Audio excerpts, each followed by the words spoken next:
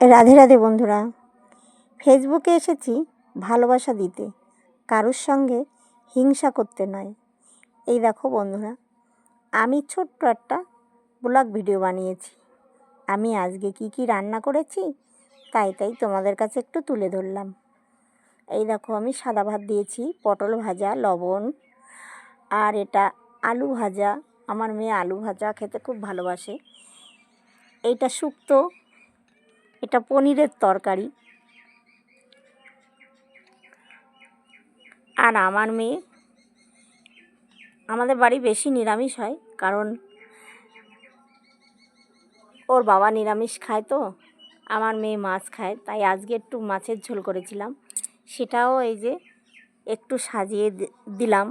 আমার থালাটা সাজানো কেমন হলো একটু প্লিজ বলবে। হ্যাঁ বন্ধুরা, আমি প্রথম ভিডিও এইসব করিনি কোনো দিন, এই প্রথম করছি।